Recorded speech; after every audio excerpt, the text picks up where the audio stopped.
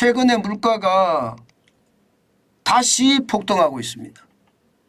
오일 쇼크 때 그랬거든요. 예, 오일 쇼크 때 중동에서 석유 가격을 엄청나게 올렸어요. 석유 가격을 올리니까 전 세계 물가가 요동을 쳤습니다. 그래서 전 세계는요, 금리를 올려가면서 물가 올라가는 걸 제외했습니다. 어느 정도 가다 보니까 물가가 다시 내려가네. 아이고 다행이다.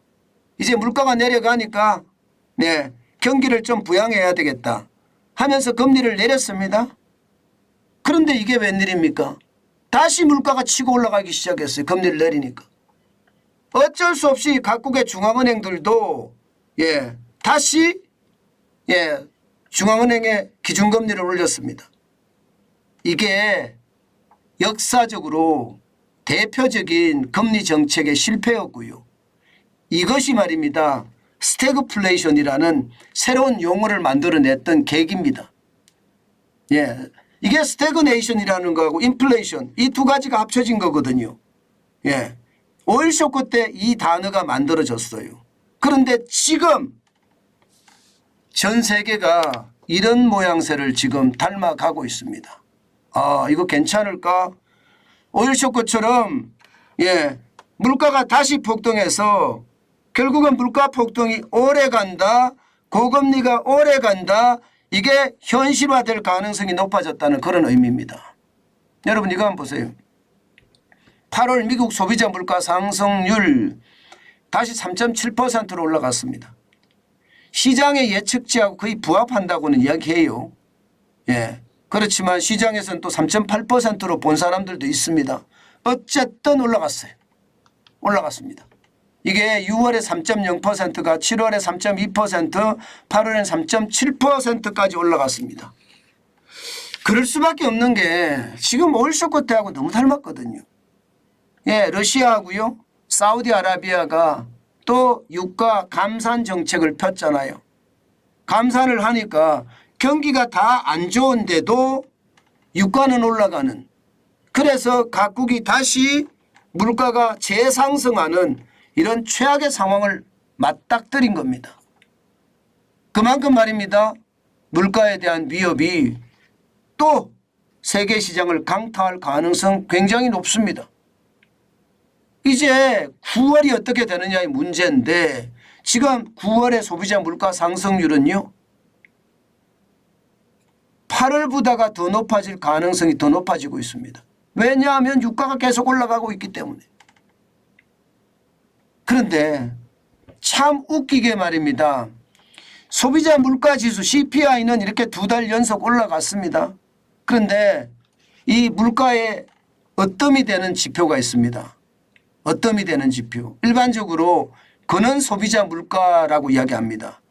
근원 소비자 물가 지수 이것은요 희한합니다. 떨어졌습니다. 근원 소비자 물가라는 게 뿌리건 근원 어뜸이 되는 지표라는 뜻이잖아요. 그러면 여기에는요 일시적인 어떤 효과가 있는 거 있잖아요. 유가 뺍니다. 여기에 계산 안 해요. 그리고 계절적인 요소가 있는 농산물 계산 안 합니다. 나머지만 가지고 소비자 물가를 조사를 해봤더니 8월에 7월에 대비해서 0.4%포인트가 떨어졌어요. 4.7%가 4.3%가 된 거예요. 참 이거 참 물가 정책을 하는 사람들 입장에서는 굉장하고 또 굉장한 일, 애매하고 또 왜 애매한 일. 왜 굉장한 일이라는 것은 소비자 물가가 2달 연속 올랐다는 것은 굉장한 일이고요. 애매한 일은 이게 그런 소비자 물가는 떨어졌네. 그럼 유가만 떨어지면 물가는 잡을 수 있네. 이렇게 이야기할 수 있는 건가요? 실제 그렇게 이야기할 수가 있죠.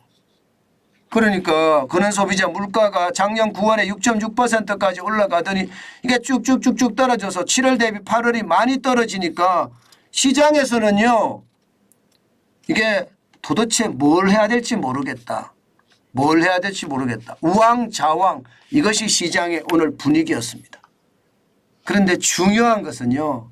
그는 소비자 물가가 떨어졌다고 하더라도 소비자 물가 지수가 2달 연속 올랐다는데 큰 방점을 두는 그런 모습이었어요. 당장 다우산업만 하더라도 0.2%가 떨어졌습니다.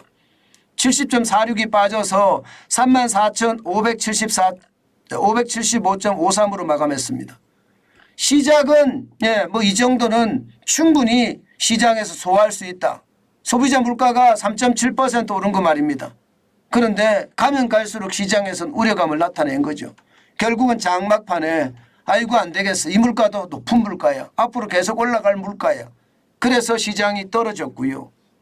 마찬가지로 S&P 500 지수도 강보합으로 마감했다고 할 수 있습니다.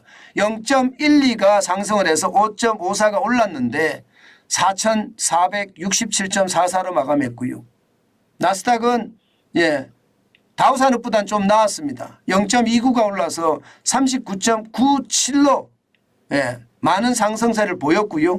13,814.59로 마감했습니다. 전체적인 분위기는요. 오늘 전체적인 분위기는 딱 하나예요. 말이 필요 없다. 물가가 다시 올라간다. 시장엔 불안감이 커졌다. 이게 오늘 시장 전체적인 분위기예요. 물가가 다시 올라가니까 금리를 올릴 수도 있다는 그런 충격적인 결과가 생길 수도 있잖아요. 그래도 말입니다. 9월엔 동결할 겁니다. 9월엔 동결하고요. 11월 1일 날 어떻게 할 것인가. 그리고 12월 13일 날 어떻게 할 것인가. 여기에 남았는데 올릴 가능성이 높습니다. 11월 달에 올리든 12월 달에 올리든 소비자 물가 올릴 가능성 높습니다. 그러니까 시장이 출렁출렁 되는 겁니다. 그만큼 말입니다. 시장의 어떤 변동성 굉장히 강하고요. 그 변동성에 따라서 말입니다. 우리는 움직여야 된다. 아마 오늘 우리 시장도 그럴 거예요. 변동성이 굉장히 심할 거고요. 이 변동성이 어떻게 되느냐에 따라서 시장의 분위기는 확 달라지니까 늘 투자에 조심하는 거 잊지 마시고요. 요즘 같을 때 투자 잘못하면 그냥 내 재산 다 날립니다. 항상 신경 쓰고 항상 조심하고 절대 돌다리를 두드려서 건너가려고 하지 마세요. 돌다리를 쇠망치 오한마로 깨보고 건너려고도 하지 마세요. 아예 건너지 마세요. 투자하지 마시고 돈을 쌓아가는 것. 그게 굉장히 저는 중요한 요소라고 생각합니다. 그러면서 시장을 냉철한 눈으로 호시우보라고 했습니다. 호랑이 눈으로 경계를 하고요. 소의 발걸음으로 걸어가자 했습니다. 그런 측면에서 애플을 한번 봐야죠. 저는 이제 외국 주식에 대해서도요. 하나씩 여러분들에게 이렇게 설명을 드릴 참입니다. 분석도 드릴 참입니다. 애플은 중국에서 공무원들 사용 금지 내려졌죠. 게다가 국민이 불매운동까지 벌이고 있는 그런 모습이에요. 그 바람에 9월 5일 날 주당 189.70달러였던 것이 9월 13일 현재 174.21달러예요. 8월 17일에 174달러까지 내려간 적이 있거든요. 그때만큼 내려가고 있고요. 전체적인 분위기가 계속 내려가는 분위기. 그래서 여러분 한 번쯤 기억하고 넘어가야 되겠다. 이제는요. 미국 주식에 대한 관심도 조금씩 가져가는 게 좋겠다. 또 정환진 포트폴리오가 5종목인데 여기서 조금 늘리는 측면에서 한 번쯤 봤으면 좋겠다 하는 차원에서 제가 애플 주가를 분석해 봤는데요. 여러분 앞으로 제가 더 분석해서 여러분들에게 미국 주식에 대한 것도 하나씩 정보를 드리겠습니다. 많이는 안 하겠습니다. 미국 주식도 뭐 크게 많은 주식을 저는 손댈 생각은 없고요. 많아봤자 5종목인데 그 5종목을 넘지 않는 선에서 여러분들하고 소통하는 그런 기회를 가지도록 하겠습니다. 오늘도 말입니다. 투자는 조심, 변동성에 주의하라. 이게 오늘의 핵심입니다.